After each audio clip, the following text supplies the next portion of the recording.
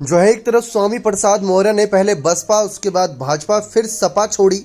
अब उनके निशाने पर कहीं ना कहीं कांग्रेस पार्टी है। कांग्रेस पार्टी के साथ वह समर्थन में नजर आ रही हैं। जानकारी दे कि उत्तर प्रदेश की कुशीनगर लोकसभा सीट से चुनाव लड़ने का ऐलान करने के बाद राष्ट्रीय शोषित समाज पार्टी के अध्यक्ष स्वामी प्रसाद मौर्य गुरुवार को कुशीनगर पहुंचे, जहां उन्होंने लोगों से मुलाकात की और चुनाव प्रचार किया।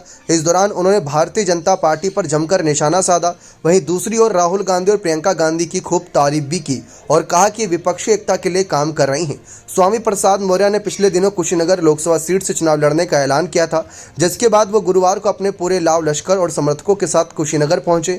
यहां उन्होंने जनपद की सभी 5 विधानसभा क्षेत्र का दौरा किया, जिसके बाद मीडिया से भी बातचीत करते हुए उन्होंने प्रधानमंत्री नरेंद्र मोदी पर ही निशाना साधा।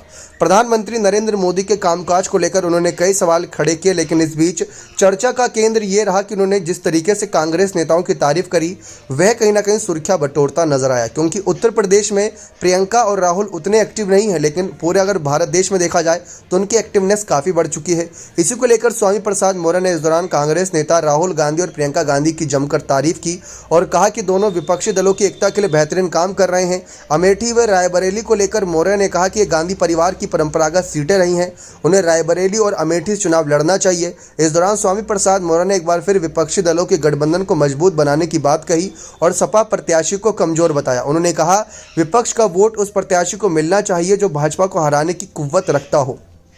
तो ऐसे में स्वामी प्रसाद मौर्य ने कहीं ना कहीं सपा और बसपा से दूरी बनाकर अब कांग्रेस की तरफ नज़दीकियां बढ़ाना शुरू कर दिया है, ताकि कांग्रेस इन फ्यूचर उनका साथ देती नजर आए। अब अमेठी और रायबरेली से राहुल और प्रियंका के चुनाव लड़ने की बात करने वाले स्वामी प्रसाद मौर्य एक दिन पहले ही मायावती ने रायबरेली सीट से ठाकुर प्रसाद यादव को अपना कैंडिडेट घोषित किया।